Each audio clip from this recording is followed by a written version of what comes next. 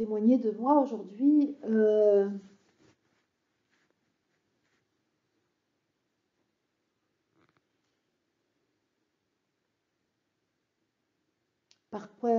Par quoi commencer les choses? Je me sens ces jours-ci extrêmement portée par une vague évolutive, personnelle et collective. Je sens combien la poussée de la vérité spirituelle de notre nature se fait sentir en moi et se fait sentir dans le collectif humain. Je vois combien les personnes que je rencontre sont, de la même manière que moi-même, invitées à aller chercher au plus profond d'elles-mêmes ce qui est là et comment l'histoire individuelle m'apparaît de plus en plus comme étant arrivée pour servir le collectif humain. Le dernier séminaire que j'ai animé a mis en évidence une détresse humaine intense, une misère humaine intense qui s'est traduite par des souffrances vécues par les personnes qui étaient là qu'on peut pas imaginer en dehors d'un cercle comme celui-ci où la parole se pose en toute confiance et avec une écoute bienveillante. Mais j'ai envie de dire que si je suis là aujourd'hui, c'est pour que ensemble nous puissions décider qu'il y en a ras-le-bol de ces habitudes de la souffrance, ras-le-bol de miser sur la mort pour sortir de l'enfer, ras-le-bol des narratifs mensongers qui nous ont fait croire que nous étions autre chose qu'un être spirituel, ras-le-bol de cette légende qui nous fait croire que nous serions coupables de quelque chose depuis le départ, en étant simplement là, nous serions coupables. Et tout ce qui m'anime aujourd'hui, c'est moi-même de sortir de cette fosse à purin dans laquelle je me suis immergée en allant dans la légende humaine, parce que je découvre aujourd'hui que ce corps n'est pas sale, n'est pas voué à aller dans la fosse à purin, mais à être pure lumière, et qu'il m'appartient de le sortir de ce tas de fumier sur lequel j'avais cru qu'il était nécessaire qu'il soit jeté pour être la lumière qu'il est. Ce qui m'anime aujourd'hui, c'est la reconnaissance que le corps de chair et l'esprit sont une seule et même substance. Ce qui m'anime aujourd'hui, c'est d'apprendre la maîtrise des électrons qui me constituent pour les agencer de telle sorte que la matière que je suis passe du charbon au diamant, que le carbone s'organise en diamant. J'ai fait ce matin un enregistrement d'émission avec Julien sur le carbone et il a abordé les différents stades du carbone. Et même si je ne comprends rien à la physique et à la chimie, parce que je ne comprends rien en vrai, je lui pose des questions, mais parce que je ne comprends rien. Et c'est super, parce que je vois bien comment les électrons qui composent le carbone peuvent devenir du diamant. Et ça nous appartient. Bien sûr que ça paraît improbable que la chaleur de mon corps de chair et la pression de mon atmosphère deviennent suffisantes pour que le carbone devienne tout de suite du diamant. Mais dans l'alchimie de la conscience, cela est possible. Et c'est ce qui m'anime aujourd'hui. Je ne sais même pas dire si je comprends ce que je dis là, mais je sais que c'est ça. C'est pas grave de ne pas avoir les bases de la science officielle pour pouvoir procéder à cette alchimie. Moi, j'ai jamais vu un athanor, j'ai jamais vu un creuset alchimique, et je sais que j'en suis un. Donc c'est pas grave si j'ai pas côtoyé Nicolas Flamel, Fulcanelli et Patrick Burenstanas directement. C'est ce que je fais de tous les jours de ma vie qui me donne le statut de l'alchimiste. Je suis née dans une cour de ferme et aujourd'hui, j'anime des groupes au service du Christ, alors que j'étais menacée de traire des chèvres toute ma vie. Aujourd'hui, j'œuvre pour aller chercher les pépites d'or qui sont dans chaque corps. Et je trouve ça génial. J'ai pas plus de puissance que n'importe qui. J'ai pas plus de culture que n'importe qui. J'ai pas plus d'intelligence que n'importe qui. La seule chose que j'ai, peut-être plus que certaines personnes, c'est que j'ai commencé à soulever le voile sur ma vérité. J'ai commencé à sentir qu'il y a en moi une puissance cosmique qui dépasse les limites, les frontières de l'être humain avec lequel je fais l'expérience de la matière sur la terre. J'ai fait l'expérience du divin à plusieurs reprises dans ma vie, mais il y a deux événements particulièrement saillants à l'âge adulte qui m'ont permis de savoir l'esprit qui est en moi. Il n'y a pas deux événements, je vais en ajouter un autre. Il y en a trois en réalité. En 1986, après avoir écouté des contes lors d'un spectacle que je suis allée voir 12 fois, un spectacle qui n'existe plus aujourd'hui. Prendre la direction est et faire demi-tour. Ah ben voilà, prendre la direction est et faire demi-tour. C'est exactement le message que j'ai reçu.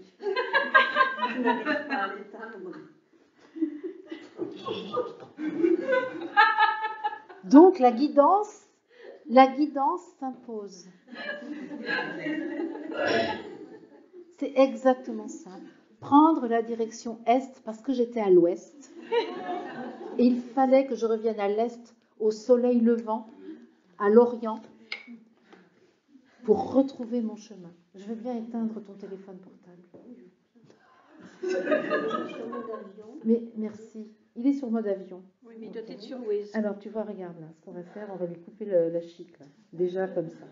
Ça va aller ? Oui, je pense. Juste en faisant ça. Tu vois, j'ai enlevé le haut-parleur. Le haut-parleur, maintenant, c'est moi.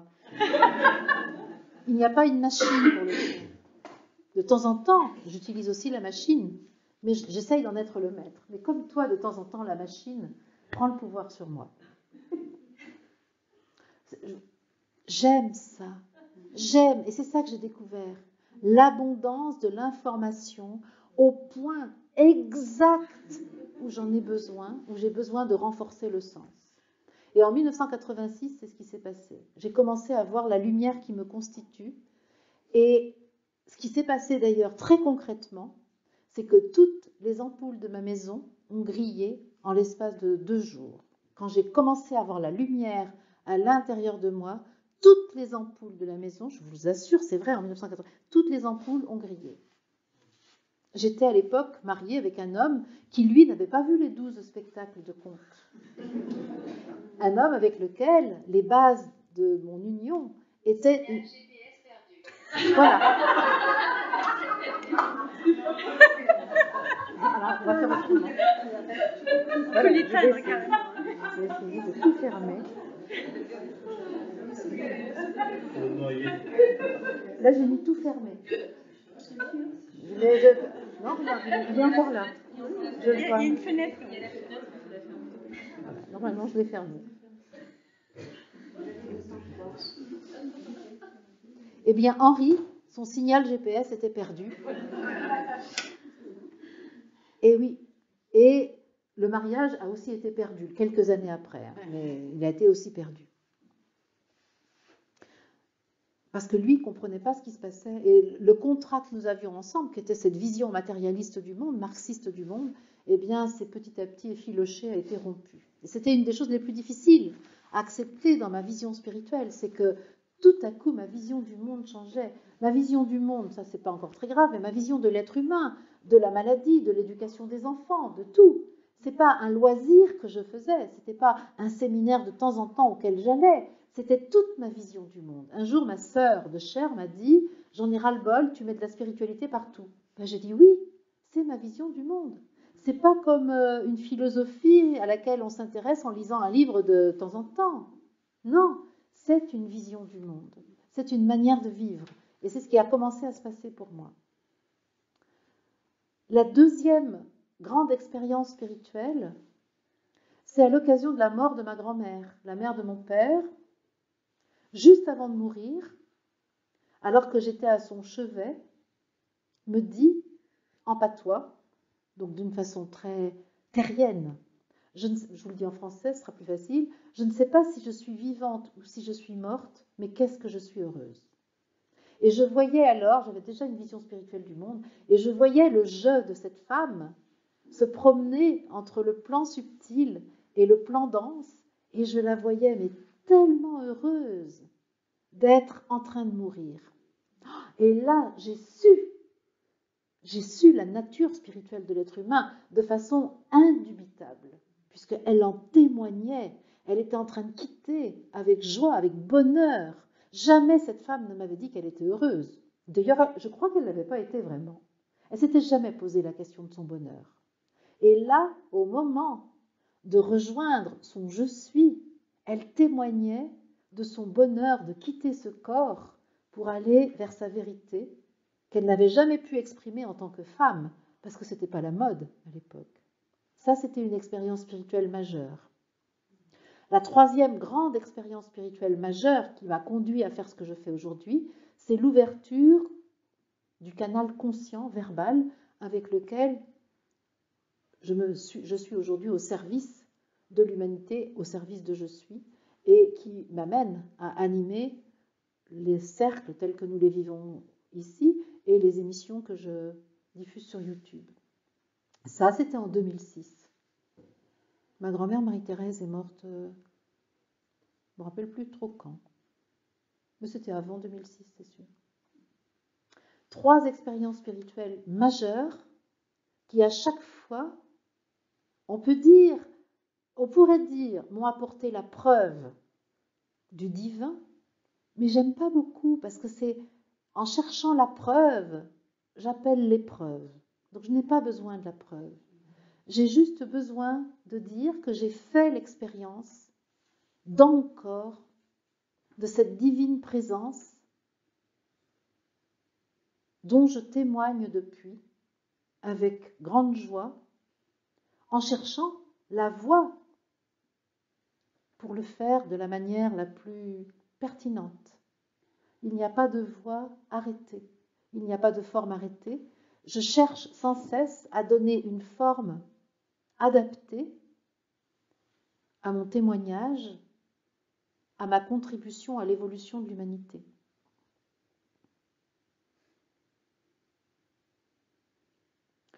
Depuis quelques mois, et notamment depuis que j'ai rencontré de façon plus proche l'enseignement de Sri Aurobindo et les travaux de sa compagne spirituelle mère et le soutien apporté par Satprem, celui qui a reçu les témoignages de mère pour en faire ce qu'on appelle les agendas, j'ai acquis la certitude que je suis un être éternel dans ce corps.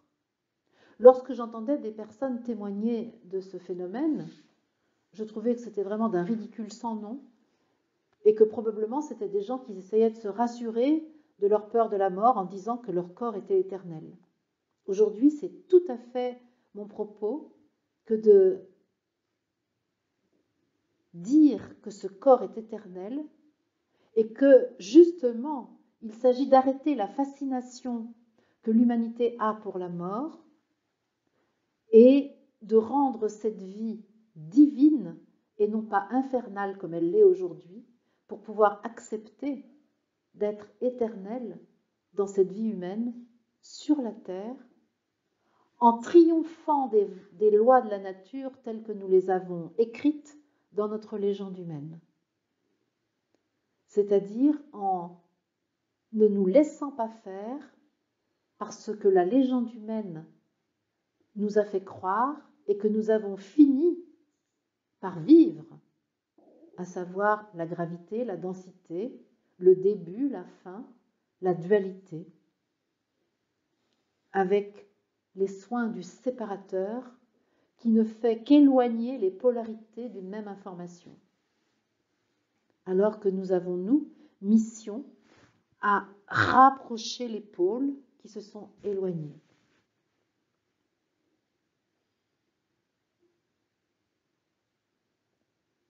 Ça, c'est le contexte de ce dont je suis consciente aujourd'hui et ce qui m'anime dans ce que je fais, dans ce que je mets en partage, dans ce que je propose comme axe de rassemblement dans les assemblées auxquelles j'invite. En parallèle de ça, il y a une vie humaine très ordinaire. Une vie dans un lieu à la campagne, pas tout à fait aussi reculé que celui-ci, mais pas loin. Une vie où je balaye ma maison, je passe l'aspirateur, je fais du ménage, un peu de cuisine, de moins en moins de jardin parce que j'ai pas beaucoup de temps.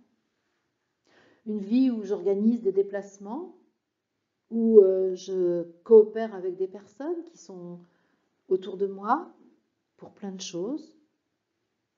Une vie où je suis en relation avec un grand nombre d'humains. Une vie où je constate que ma famille de sang a de moins en moins de place. Non pas par choix, mais parce que ça se pose comme ça. Et que c'est finalement tout à fait doux, simple et heureux, autant le dire. Même si ça ne correspond pas au canon de la société habituelle. J'ai une vie ordinaire. Je me souviens de la cour de ferme dans laquelle j'ai grandi et ça m'aide à ne pas m'identifier à la mission et au rôle qui est mis en place dans le visible ici, par exemple. Je ne suis pas cela, de même que je ne suis pas non plus celle qui balaye la maison, de même que je ne suis pas la fille de mes parents, mais que je suis ce que je suis. Tout cela, ce sont des occasions pour la croissance de ma conscience et ma participation à la grande croissance de la conscience de l'humanité. Un jour, j'ai compris le sens, l'invitation que me donnaient mon nom et mon prénom. Marie, oh, dis-le, sens oh. J'étais dans le désert et tout à coup, ce prénom que j'avais toujours détesté, que j'avais bon an mal an appris à supporter, a pris un sens absolument merveilleux. Marie, conscience de l'humanité, conscience de la terre, oh, dis-le. Alors pour dire, oui, j'avais commencé à dire très jeune, puisque j'étais plutôt rebelle, et que mon premier métier avait consisté à travailler dans une radio locale pour y diffuser des informations pendant 4 ans. Donc j'avais appris à dire. Mais le sens haut, le sens caché, le sens élevé, ou le sens sot, sans le sceau du secret, ça m'est apparu bien plus tard. Et je suis heureuse de m'être rappelé la consigne en inspirant ceux qui m'ont prénommé de cette manière à le faire.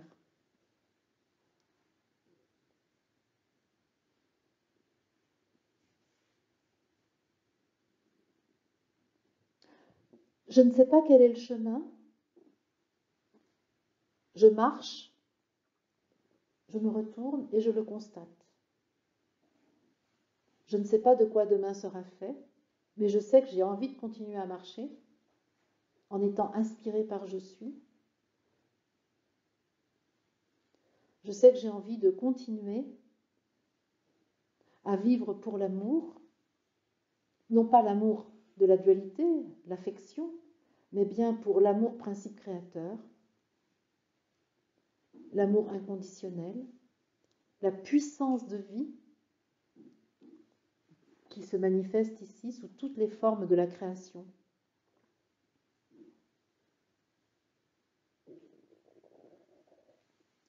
Voilà ce que je peux dire pour parler de moi. Et si vous le souhaitez, je me propose de répondre à vos questions sur des choses que je n'ai pas nommées et qui peut-être vous interpellent et vous intéressent. Je suis prête à répondre à tout ça. Je n'ai, alors je peux dire aucun jardin secret. Vous avez pu le voir si vous écoutez de temps en temps les émissions. Je sens qu'il n'est pas nécessaire de dissimuler quoi que ce soit et je témoigne de ce que je vis avec un maximum de transparence. Je n'ai aucune image à défendre et je n'ai rien à vendre. Donc vous pouvez me poser toutes les questions que vous voulez. C'est de savoir si ce cheminement qui s'est mis en route t'a inspiré à faire des lectures, à aller voir des sages, à savoir que tu sois sur la bonne voie, que tu ne sois pas attiré par des ombres, pour ne pas te tromper. Et... Ouais, il y a eu plein de choses. Il y a eu justement, on en parlait hier avec Jacqueline, j'ai eu plein de rencontres avec des courants spirituels. Le premier courant que j'ai rencontré, c'est les Templiers. Et c'était une secte dans laquelle je suis entrée et qui a très mal fini. Mais pour autant, je ne vais pas cracher dans la soupe. Je revendique que j'ai appris auprès de ce courant ésotérique tout ce qui a été la base de ma vision spirituelle. Donc je me suis intéressée à la tradition templière. Je me suis ensuite intéressée beaucoup aux travaux de Rudolf Steiner. Mais mon expérience dans ce groupe sectaire m'avait indiqué qu'il était pertinent de ne jamais adhérer à quoi que ce soit d'autre que à ce que je suis. Donc je ne suis jamais rentrée à la Société anthroposophique. J'ai participé parfois à des groupes d'études des textes de Steiner. J'ai fait quelques stages, des choses comme ça, mais toujours de façon très extérieure, oui c'est ça, sans adhérer. Et je dois dire qu'au début, je ne comprenais pas grand-chose à ce que je lisais de Steiner. J'ai quand même lu les 3 grands ouvrages, L'initiation, La science de l'occulte et le troisième, bon, je sais, parce qu'il a écrit finalement assez peu de livres, c'est surtout des conférences, etc. Et donc, je ne me rappelle plus comment il s'appelle le troisième, peu importe. Bon, peu importe, je ne vais pas le chercher, ça viendra peut-être. Ça m'énerve, non. Et donc voilà, bon, j'ai quand même lu un petit peu. Et puis en 2012, j'ai repris les livres de Steiner et puis là j'ai cru que je comprenais, enfin j'ai senti que je comprenais quelque chose. C'est-à-dire que ces lectures n'avaient pas été vaines, même si je ne les comprenais pas. Et c'est venu après. Ensuite, je pense que je me suis pas mal intéressée au courant New Age, c'est-à-dire dans le début des années 2000, parce que c'était tellement partout que sans me rendre compte, mais j'ai dû sûrement m'intéresser aux canalisations et tout ça, et aux visualisations, tout un tas de trucs, et ça n'a pas duré très longtemps, mais je pense que j'ai révélé en moi des choses avec ce courant-là aussi, auquel je n'ai pas du tout adhéré, mais quand même qui m'a apporté des choses. Et puis ensuite, il y a la rencontre avec l'œuvre de Sri Aurobindo, Mère et Satprem. Une première rencontre qui s'est faite en 2007, mais à laquelle je n'ai pas non plus compris grand-chose en lisant le mental des cellules de Satprem. Et c'est ensuite en écoutant tous les enregistrements de Mère que je me suis nourrie pas mal de tout ça. Et puis c'est pareil, au bout d'un moment, j'ai senti que j'avais révélé ce que je contenais grâce à ce travail, mais qu'il fallait que j'arrête. Parce que ce qui se passe au bout d'un moment, ça s'est passé pour Steiner, ça s'est passé pour Mère de la même manière, et sûrement pour le temple solaire, c'était pareil. C'est-à-dire qu'à un moment, je sens que si je continue dans l'apprentissage du courant spirituel auquel je me suis intéressée, je me perds. C'est-à-dire que je deviens un disciple et je perds mon statut de maître. C'est-à-dire que je suis une suiveuse et non pas ce que je suis. Je suis du verbe suivre au lieu de je suis du verbe être. Et donc, au fond, moi, je suis très intéressée par toutes sortes de courants spirituels. J'aime beaucoup écouter des conférences. J'ai écouté Annick de Souzenel, que j'ai rencontrée. Par exemple, en ce moment, je suis proche de Marie Elia. Tout ça, ce sont des courants que je trouve extrêmement riches, mais je sens que ça révèle une part du tout que je suis mais que je ne peux pas adhérer à ça. Mais je me suis évidemment référée à toutes ces choses. Ça m'a beaucoup aidée. Et aujourd'hui, ben, je reconnais aussi toute la formation que j'ai reçue par Je suis en 2006 quand mon canal s'est ouvert. On peut dire que là, j'ai été totalement formée par l'entité spirituelle que je suis. Tous les matins, je recevais des informations et ça continue comme ça. Donc, je suis aussi formée de cette manière-là. Je sais pas, ça répond à ta question? Est-ce qu'on peut enchaîner sur le je suis? Est-ce que? On peut enchaîner sur le je suis? Oui. C'est-à-dire, enfin, là, je vais en même temps témoigner de quelque chose me concernant. J'ai une grande foi en je suis, je pratique, je prie. Pour moi, le mot foi, c'est je suis sûr, ce n'est pas je crois. Oui. Il y a la croyance, mais C'est je ça. suis sûr. Je suis conscient de. Et au niveau sensation, alors c'est pas une recherche, mais j'ai du mal à capter ce que, comme si c'était une vapeur qui est là, mais alors à chaque fois, même des fois, si j'ouvre un livre qui m'intéresse particulièrement, j'ai la tête qui peut se mettre à siffler, et copieusement, mais ça me dérange. Il n'y a pas de pulsation sanguine, rien, mais c'est un sifflement très intense.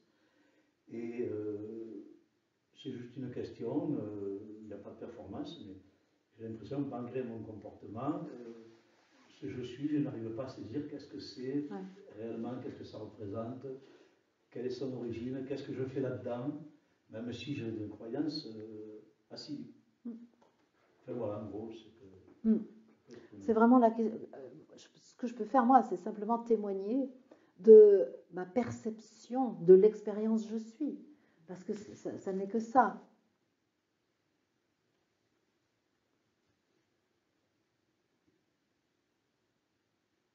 Comment tu as eu la certitude que c'était je suis?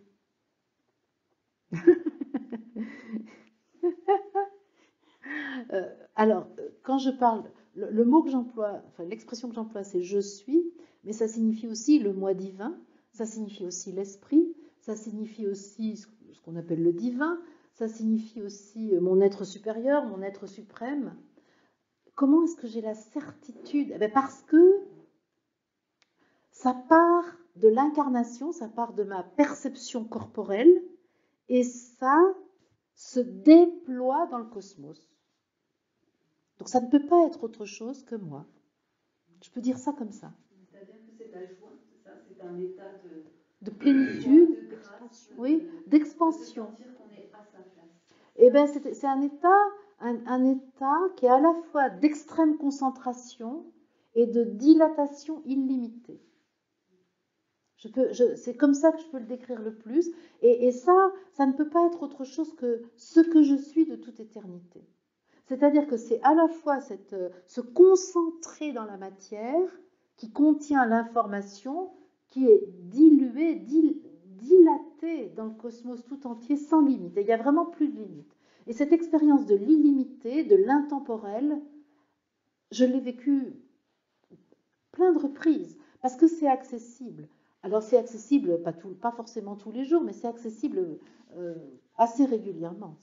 Et je pense qu'on sera amené à le vivre ensemble aussi. Alors après, c'est délicat de donner ma propre expérience, parce que ça peut occasionner une modélisation, et cette modélisation peut créer une image idéale, et ensuite il peut se faire qu'on dise « Ah ben c'est pas ce que j'ai vécu, donc j'ai pas vécu la chose ». Or, ça peut prendre une autre expérience, ça peut prendre une autre forme, une autre perception.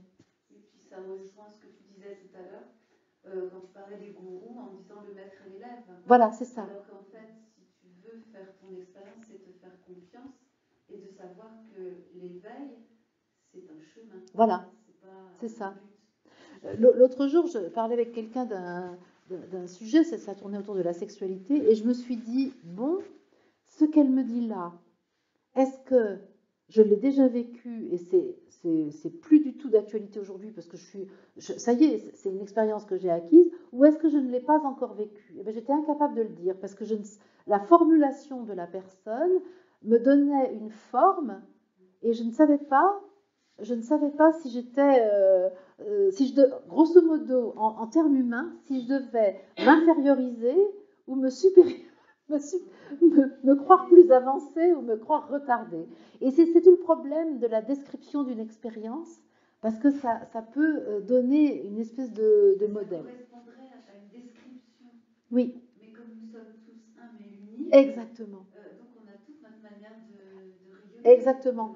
Mais néanmoins, on peut en témoigner en sachant que ça n'est qu'un témoignage d'une forme unique qui peut éventuellement ressembler ou ne pas ressembler à l'expérience de quelqu'un d'autre. Ça répond à ta question? Alors, pour finir, je veux dire que, de mon point de vue, justement, intellectuellement, pour moi, je suis, c'est ma globalité, mon authenticité parfaite. Oui. Et que quand je fais appel, elle me descend, elle m'envahit, elle me bonifie pour que je puisse ascensionner. Voilà. Eh bien, moi, je dirais complètement d'accord avec toi. Et j'ajouterais aujourd'hui, et ça, je ne l'aurais pas fait il y a 6 mois, c'est que le corps est aussi je suis.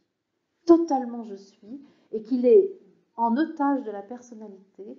Et la personnalité empêche la conscience de percevoir aussi cette montée du je suis. Parce que c'est vrai que le je suis, on peut dire fréquentiellement, peut descendre, mais cette même fréquence, elle est là, elle est empêchée de s'exprimer par la personnalité. Et ça moi je l'ai, c'est vraiment intéressant, parce qu'il y a un point de jonction qui est possible dès que la personnalité ne s'y oppose plus. Et ça, c'est génial. Moi, je suis contente de ça. La personnalité, la peur. Alors, la personnalité, donc, pour moi, oui, mais dans la personnalité, il y a les 5 éléments, dont le système émotionnel, et dans le système émotionnel, il y a la peur. Mais donc, moi, quand je parle de la personnalité, je parle de tout ce qui compose la personnalité, à savoir la pensée, les sentiments, les émotions, les identifications et les appartenances. Parce que je vais pas... On pourra affiner, si tu veux, pour savoir quel élément de la personnalité, mais d'une façon générale, pour ne pas exclure quoi que ce soit, je parle de la personnalité, c'est-à-dire de l'être psychique immergé dans la légende humaine. C'est ce que j'appelle la personnalité, l'être psychique immergé dans la légende humaine. Et du coup, Marie dit quand la personnalité en fait rentre en opposition, n'arrive pas, du coup, je suis n'arrive pas à s'exprimer, c'est ce qui occasionne des troubles physiques. Oui, absolument. Et enfin, moi, j'étais là donc à l'Assemblée des guérisons, il y a une dame qui parlait de l'épaule, voilà, ça me concernait. Ouais. C'est vraiment tout à fait ça, ça a vraiment résonné quand la personnalité en fait empêche. Absolument. D'ailleurs, je vais profiter de ce que tu dis et de tout ce que vous avez dit là pour rappeler quelques codes de vocabulaire, parce que je me suis rendu compte au dernier séminaire, à la fin du séminaire, que ce n'était pas forcément clair pour tout le monde les expressions que j'utilise moi comme repère. Alors attention, ce que je dis là, c'est pas pour que vous l'adoptiez définitivement, c'est pour qu'on ait des outils communs pour voyager ensemble pendant les 3 jours, parce que c'est pas du tout une obligation de le garder, mais là, quand je parle de je suis, donc ça je viens de le définir, c'est le pays de l'esprit, la substance originelle dont nous sommes composés. Ça c'est le je suis, c'est-à-dire l'être divin, la substance subtile de notre origine. Ça c'est je suis. Et on va considérer que je suis, en organisant l'incarnation, a nommé un ambassadeur sur la terre pour le représenter. Cet ambassadeur, c'est je. C'est l'ambassadeur qui va représenter je suis, qui va être amené à prendre un certain nombre de décisions pour la représentation de l'esprit sur la terre, pour le mandat de représenter l'esprit sur la terre. Ça, c'est je. Et c'est donc je, ça va être la conscience qu'a l'ambassadeur de sa mission et de sa responsabilité de conduire sa mission de représenter je suis et de vivre l'incarnation. Et puis, il va aussi être amené à prendre des décisions. Donc, c'est pour ça que c'est il a cette double fonction d'être conscient de ce qu'il a à faire, humainement et spirituellement, et de prendre des décisions.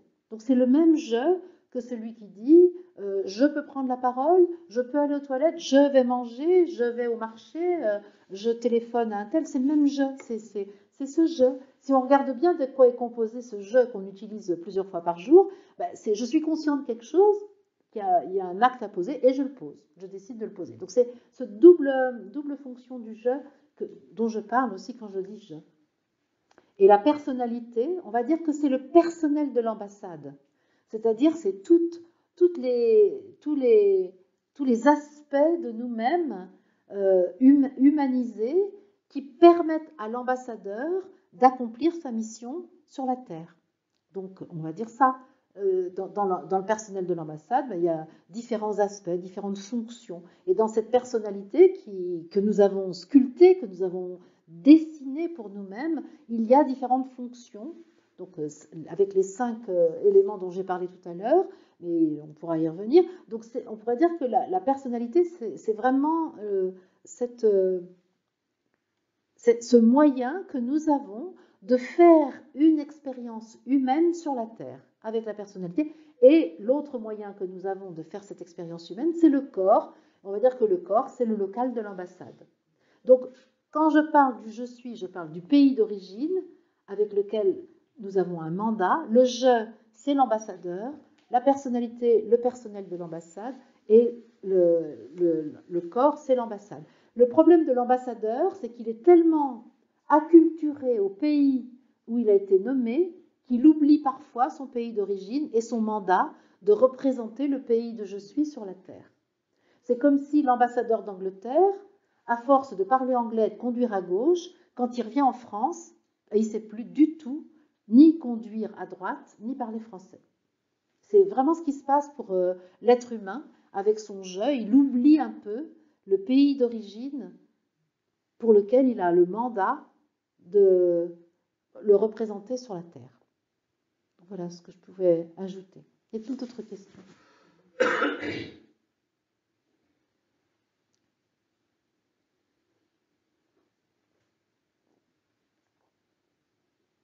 sais pas pourquoi je vais ajouter ça pour finir, peut-être cette offrande de ma parole.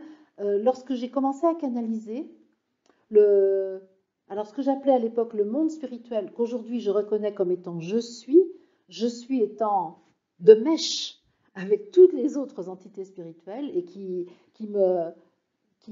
m'amènent l'information spirituelle dont j'ai besoin au travers d'une fréquence, d'un être, etc.